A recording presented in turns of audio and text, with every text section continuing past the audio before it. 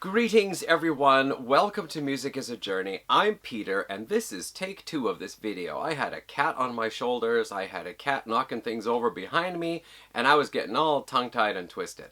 So here we are at my next video, the most recent one, and today's video is specifically dedicated to heavy metal songs of 1976.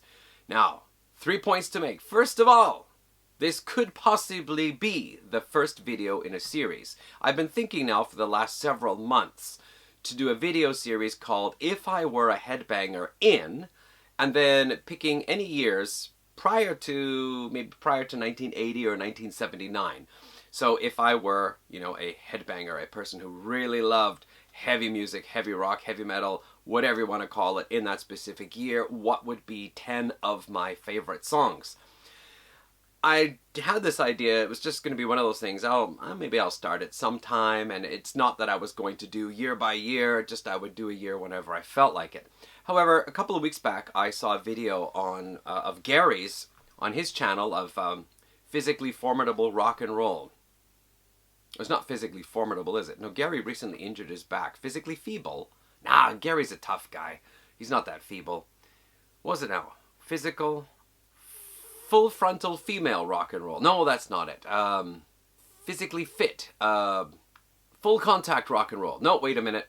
Physical format rock and roll. That's what it was. Gary at Physical Format Rock and Roll did a video of his top 10 songs of 1976. And that idea was inspired by Rich Strikler. Have I got the name right? Rich Strikler, another guy with a vinyl channel out there, was doing a video series together with 3 other peeps. Peeps? Who says that? I don't say that. 3 other people. 4 guys were getting together and they were picking their top 10 songs from specific years. I think they started from 1965. I saw the 1976 video. Recently I saw that they had done a 77 video. They're probably up to 78 by now. Anyway, it's 4 guys. They picked their 10 favorite songs. Each of them announced their 10 favorite songs from a specific year. And I think I also saw that they did their 11 to 20 as well. So anyway, Gary watched, Rich Strikler and company watched their video for 1976. Am I going to have to do a tape 3 here? Anyway, Gary watched that video, felt inspired to do his own video for 1976, and I said, okay, I want to do one too, but I wanted specifically to tie this in with my idea of if I were a headbanger in such and such a year, and I thought 1976 was a great year to do because 1976 is such, I think, a crucial year in the history of heavy metal. So just as a quick recap, I know a lot of people out there saying there's no heavy metal in 1976 or 1970s even, and of course it's because if you were a young whippersnapper in the 2000s and you jumped into heavy metal at that time, what was happening in the 1970s is like a completely different ballgame. And in fact, heavy metal was known as heavy metal or heavy rock or hard rock or heavy metal rock and roll. It went by various names, and also from all the magazines I have read from the 1970s, no one mentions a heavy metal band. We only have rock or rock and roll bands who play heavy metal music. And even in that case, not all of them played heavy metal music consistently. In fact, very few of them actually did. Most of them just included heavy metal music as part of their repertoire. And if they did it consistently enough, they were probably more well known for it than others. Anyway, so I feel 1976 is a very important year because we're seeing a change up from, originally in the early 1970s, there was that very heavy, loud blues sound or that slightly progressively tinged, very heavy downer type stuff, the type of music that was coming out. And that faded out around 72 and started going more into the hard rock arena. And we started seeing more bands, either hard rock, some of them still being kind of like heavy and on the progressive side. But I feel by 1976 we start to see the beginnings moving in that direction that would become part of the new wave of heavy metal and the heavy metal scene of the early 80s. Some of the bands were directly part of that scene or directly influential to that, and then there were just a lot of new wave of British heavy metal bands who started out around 1976 or so. Anyway, so from my perspective, 1976 is a crucial year, and it is a great year to start off this list, which is why I so eagerly jumped on it. So eagerly, in fact, I'm continuously getting tongue-tied while trying to speak here. So what I decided to do, first of all, I thought I'm going to pick the 10 heaviest tracks, but that's kind of subjective. And then I felt I'm going to pick the 10 tracks that best sum up that feeling for me. As a teen of the 1980s who loved heavy metal, what tracks from 1976 best capture the feeling of heavy metal music of the 80s? But that also got a little bit difficult. So basically I decided I'm going to do this. I'm going to make you remember like in the early 1980s, they had all these heavy metal compilation, like Metal for Mothers and Metal for Breakfast. So that's what I decided to do. I'm going to do a 10-song heavy metal compilation for 1976 that includes 10 of the heaviest or hardest hitting tracks from that time. All right, long preamble as usual, and I'm going to start off by saying that I started out with about 17 albums. Certain albums from 76 I just didn't include because I didn't feel there was anything on there that really felt like heavy metal, even if it was very, good hard rock. I picked albums that I knew had songs that were possible contenders, if not definite contenders, and I whittled it down to 15 tracks. And then the last 5 tracks that didn't make it on, I want to talk about, because I thought, depending on who you are and what your opinion is of what heavy metal was and is and all that, you may think, well, that song should have been on there. So here's what they are. So first of all, Somebody to Roll. This is from Nazareth, from their Playing the Game album. Nazareth released 2 albums in 1976, close enough for rock and roll and Playing the Game.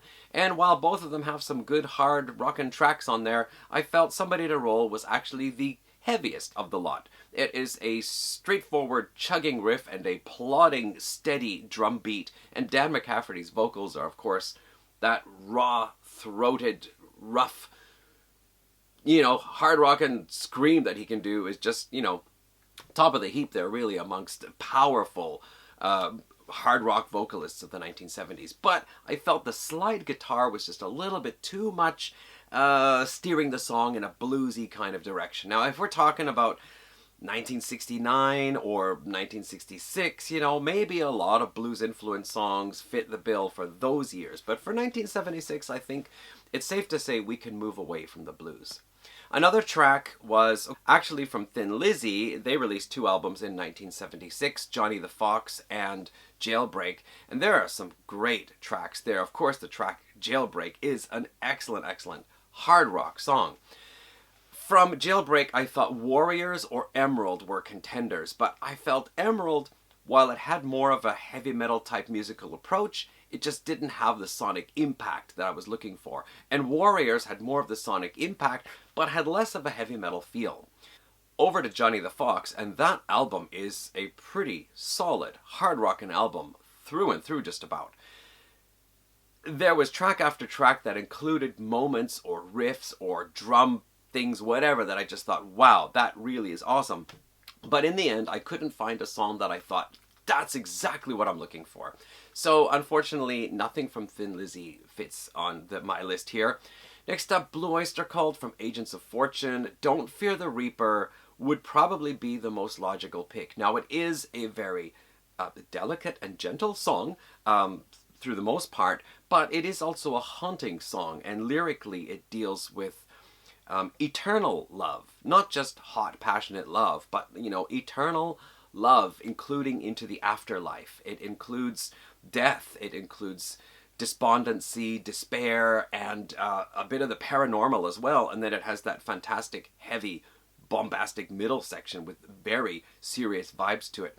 But I wondered if maybe as a metalhead in 76, yeah, probably it would be cool as a adding variety to an overall playlist or collection of heavy songs, but I decided to forego that one and take a look more at Tattooed Vampire, which does have kind of a rock and roll feel to it more, but still it was special enough that it was on the list right at the very end. It was one of the last ones I cut off. So depending on your opinion, you might think Don't Fear the Reaper should be here, you might think Tattooed Vampire should be here. Also, Sweet's Give Us a Wink album. Man, what a heavy hitting hard rock album that is. And there was a song called Keep It In. I was just about to go with that one because they actually take from their Sweet FA song from 1973, I think it is, and bring in the instrumental section, again, that kind of guitar riff and crazy guitar solo, and Mick Tucker's drumming is all over the place, and it's a really exciting rock out song. But it also does, again, have a bit of a rock and roll feel to it at times, and there's this really cheerful synthesizer part that I thought took away from the more serious, weighty aggressiveness of that, especially that instrumental section. So, Sweet, unfortunately, are off the list. Again, hey, if we made this into not a 10-song LP, but a 15-song CD, that song could have been on the list. Led Zeppelin, yeah, I really wanted to go with Achilles' Last Stand because that is such an epic piece, and even though the guitar tone is not particularly heavy, like metal heavy, the music itself, I think, fits in a heavy metal perspective. Certainly there's some excellent drumming on there. It's an epic song, lyrically, musically. But I listened to all of these songs about 4 times recently, and the 3rd or 4th time I started looking at how long is this song anyway? 10 minutes? It started to feel a little bit long, and I think to put it on an LP of 10 songs might take up a little bit too much space, so I decided to cut that one as well. Okay, so now that we've discussed who is not on the list, let's get into this 10-song compilation LP of heavy metal songs of 1976. So first of all, I actually would like to mention this one last because it's just such an obvious choice. But here we go. Victim of Changes from Judas Priest's Sad Wings of Destiny opens the album. It's what heavy metal should be. It is slow and heavy and ponderous and loud, and it's got that riff in there. We also have that lighter section in the middle, but that's okay because heavy metal can do that. Heavy metal can go off into a bit of a lighter reprieve type section before slamming back in again. And what about that screaming, roaring thing that Rob Halford does after the solo? That it's brilliant. I also would really have loved to have picked Tyrant. Tyrant has always been one of my favorite Judas Priest songs ever since I heard it. And I think it has just got a great riff, fantastic solos, lyrically, compositionally, it is such an awesome song. But for this one here, we'll go with Victim of Changes. Next up, again, there was a very obvious choice from here. Of course, it's Stargazer, which is, again, an epic piece. We've got the band, we've got a Philharmonic Orchestra, we've got Ronnie James Dio on vocals, Cozy Powell on drums. This is such a killer track, and pretty much everybody picks this one out as the standout track of the album. Tempting though, to forego the obvious, it was, and A Light in the Black is also a pretty good, solid, epic, almost like proto power metal track. Terra Woman, yeah, it has that synthesizer intro, which might make you raise an eyebrow if you're a metalhead, but the song itself, good chugging rockin' song. And Run with the Wolf, yeah, it's also a pretty good solid. It's cool. And this is really such a great album. This one, along with this one, I think 2 albums that really point in the direction that heavy metal or heavy rock or whatever was going to go in. So Stargazer, I'm still going with that one. Fantastic performance. Now next up, I can't show you the front cover. I'm going to show you the back cover because I have the one with the questionable, highly questionable front cover. Scorpions' Virgin Killer and the title track. This is really, I think, every time I listen to it, I feel like this is one of my favorite Scorpions albums. There's so many excellent tracks on here. And I really actually enjoy Hellcat in spite of the close to atrocious vocal performance of Uli Jon Roth in some places. But it's done so intentionally. That fire in her eyes, burn, veins as cold as ice, freeze. And all this background things, she's gonna scratch ya. It's like I didn't even know what he was saying half the time for a long time. That one, Polar Nights, also an Uli Jon Roth vocal track, but what a grooving song that one is too. You can really hear, I feel, the Jimi Hendrix influence in there. And just so many other great tracks on this album, but Virgin Killer for me, that's the one that's going to be the signature piece. The song, which is actually supposed to be about how time takes away our innocence, and our innocence being symbolized by the word virginity or virgin here. But, you know, virgin killer sounds more like some kind of maniac who's out there to slay young women. Maybe not the best choice for titles, and maybe not the best, certainly not the best choice for album covers. But yeah, anyway, so Virgin Killer, I think, is just musically and, you know, with Klaus Mein's vocals and everything, just such a killer track. So we do definitely have to touch on Black Sabbath, and even though Technical Ecstasy is considered by many the point where they began a slide down, there are still two really great tracks on here, Backstreet Kids and All Moving Parts Stand Still. Both of them, I could have picked either of them, because Backstreet Kids just has that, you know,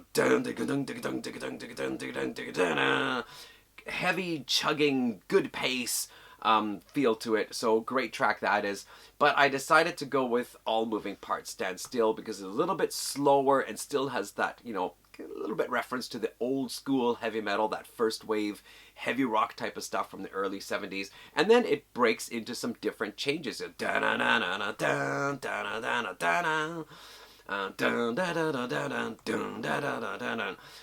for that, I felt, yeah, this is, again, like, I feel sometimes that the heavy rock of the early 70s following alongside the progressive rock of the 70s could produce some pretty interesting, intricate and interesting and involved pieces. Let's go with that word, involved pieces. And so I think All Moving Parts Stand Still kind of still references that old school stuff from the early 70s. And it's a good track. I like it. And closing out side one, I decided to go with Nobody's Fault from Aerosmith's Rocks. Gary mentioned this album for Back in the Saddle. Yeah, and I haven't listened to this album for so long all the way through, and listening to it all the way through, I was reminded just how many songs I like on this. Pretty much everything. Last Child, Rats in the Cellar, I liked.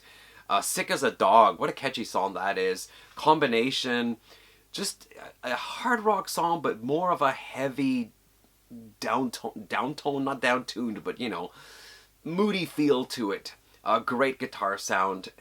Lickin' a Promise, one of my favorites from this album. But Nobody's Fault is the one I feel that is actually really the heavy one. The music is heavy, the lyrical topic is heavy, and it was covered by Testament in the 1980s, so I mean, come on, right?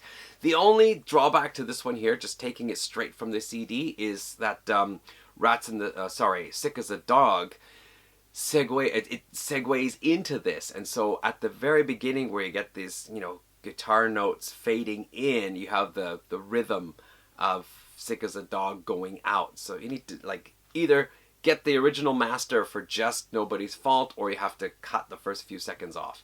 But otherwise, a really good, solid, heavy track. Probably one of Aerosmith's heaviest, I think. That concludes side one of our LP set, and we're going to start off side two with a Clap of Thunder. And it's going to bring us to Moxy 2 and their song Through the Storm, which is, of the first three Moxy albums, I think it is just the heaviest song they ever did. Buzz Sherman, the vocalist, is just wailing out the notes. It's just like, through the storm! And whatever. Don't ask me to do it. But if you have never heard this song, Through the Storm by Moxy, you gotta check it out. It's on YouTube. Freaking awesome song, and gets really, really heavy in parts. And just, you know, through the gates of hell, we will survive. I mean, it's what heavy metal's all about, isn't it? So definitely an excellent heavy song from there. Now then, UFO. I really felt there's had to be something on here, even though UFO are... it's more of a hard rock and roll type of a band. We start off with Natural Thing. What an excellent guitar tone. What a fantastic riff. But, you know, it does get a little more rock and roll in the pre-chorus. And once we get to the... actually, it is the chorus. And then after the chorus, we get that bouncing piano. Give me a C, a bouncy C. And it kind of takes away from the heavy metal feel to it. Another really good track on here was Can You Roll Her? And that is a speedy rockin' track with a blistering guitar solo. But it does have this clinky plonky organ playing through it, which takes away from the metal feel. If you're a kid from the 80s, teen from the 80s. This plinky plonky keyboard sound just doesn't seem to work, although aside from that, the song is an excellent choice. But I actually ended up going with track number 5, Reasons Love, which has a really dirty, gritty riff. It is still kind of rock and roll, but it's just such a mean riff. And then excellent guitar solo and some slam and power chords in there. Great guitar tone again, lovely distortion sound. So that's going to be my pick from here, Reasons Love by UFO. Now, Triumph. So this is called Triumph in the Beginning. The original album, I don't think I have the original album artwork. Looks like this. And it was a self-titled release, 1976. And so many great songs on here. This is a really hard rockin' album, and there are certainly elements of heavy metal in there too. In fact, one song, What's Another Day of Rock and Roll, actually says blasting heavy metal all across the land in the lyrics, and even says also, we'll make our heavy records. So they are exactly acknowledging heavy metal music in that song, even though it is more of a rock and roll hard rock song. But then we get stuff like Be My Lover, which is a hard rock song, but pretty hard, heavy hitting chords in that. But we do get that, what's that, where they put the voice through the guitar? It's like, you wanna be my lover, like this kind of thing. So that kind of takes away from it. There was also Street Fighter, which is really probably the most metal track on the album. About this guy who's, I guess, a street fighter, he's got one more debt to pay and he's leaving his little lady behind, and then drops dead in the street and the little lady's crying, and it's just, chugging guitar, blistering solo, wailing vocals, excellent stuff. But then it has the Street Fighter reprise at the end of it, which is more mellow and soft. And then there was Blinding Light Show, which could be a good example of proto-progressive metal. I mean, just the opening part sounds almost Iron Maiden-like with this dun dun dun dun dun dun dun dun dun dun dun dun dun bum bum. That whole riff sounds very proto-Iron Maiden to me, and then it's softer and it has a slow but heavy part, but then it goes into Moonchild, which is like a 2-minute classical guitar instrumental, which, if you're looking for a real slamming collection of songs, a 2-minute classical acoustic guitar solo might draw away from the mood. But after the guitar solo, then it's, great stuff. But overall, I felt that the song is probably about 70% not particularly rock out heavy and 30% rock out heavy. So I decided finally my pick was going to be Don't Take My Life. Now this is one that is heavy, bit light in the verses, heavy again in the chorus and in the guitar solo. And this is about a guy who's on trial for killing his brother, which he claims he did not do. But the verdict is that he's guilty. And he's being sentenced to death. And he's saying, like, don't take my life away from me. And that topic is something that comes up a lot in heavy metal tracks, crime, punishment, facing death. So I decided, that I'm going to go with that one in spite of it being a little bit lighter in places. It's not light in a light, fluffy kind of way. So Don't Take My Life from Triumph's debut album. Alright, now next up, this is a band I knew they'd have something to fit, but generally most of their albums do not. I'm talking about Queen from A Day at the Races. And I know Tie Your Mother Down is the famous rockin' track, but it is a rock and roll track, hard rock and roll track. So the one I'm going for is a song called White Man. Now it does start off kind of in a bluesy kind of way, but overall the song is pretty darn heavy. And the Wikipedia article says that it is one of Queen's heaviest songs, both lyrically and musically. And yeah, man, I mean, they really do slam down the chords. This is also a song that I feel references back to the little bit, couple of years prior, heavy rock type of thing. And in fact, parts of it I think are reminiscent to that heavy part in the Prophet song from the previous album. And I remember reading that the Prophet song was actually written during the Queen 2 sessions, which is probably their heaviest album, but did not appear on that album and was finally brought back for their 4th album. So there is a part here on their 5th album in the song White Man that I feel is similar to that dun dun dun dun dun, and really hard hitting on the drums, heavy hard hitting on the riffs, and of course, Freddie's vocals, he can sing the powerful stuff when he's got to do it. So that's my pick from here. And finally, finally, had to be something from this album. Now, the opening, the overture has one of the best, I think, examples of heavy metal music of 1976. That whole dun dun dun dun dun dun dun dun dun dun dun with the drums going, and then boom dun boom dun boom dun boom dun boom, you know, it's great. But you know, the whole 2112 suite, it's very long. It goes through many things, and if you're talking about a compilation of 10 songs, this is going to take up all one side, so it's out. That brings us over to side 2. A Passage to Bangkok is a great song. I really love the music of that song, and even though I'm not one, you know, who's, you know, out there doing drugs or anything like that, I think it's a cool track. But I felt Lessons or Something for Nothing had a little bit more in the way of consistent, like really heaviness, and since Lessons is split between heavy and light, I went for Something for Nothing. It starts out light, but then after that is just a powerhouse of a song all the way through. Geddy's vocals, I don't feel would be so irritating to some ears on that track, because he's doing what a lot of the other singers were doing on these heavy tracks as well, just putting a lot of power and higher register vocal in there, so not so out of place. Anyway, so that is how I would close out the album, and that is my pick for 10 heavy metal songs of 1976. What do you think? Are there any of the songs that I mentioned here that you think that don't fit on? Is there another selection from the same band or from the same album you would have thought is better off suited? Are there some songs that I said are not on the list you think would have been better suited? Or do you know some songs I didn't even mention that you think should be on the list if you were to make this compilation? Leave me a comment. I love hearing all sorts of opinions about heavy metal music from before it was, you know, generally a household name, especially from the 60s, late 60s, and throughout the 70s. So let me know what you think. That's my response then to Gary, and that might also possibly be my very first video in a series of If I Were a Headbanger In. This then would have been If I Were a Headbanger in 1976. Okay, everyone, thanks for watching. See you in another video. Bye.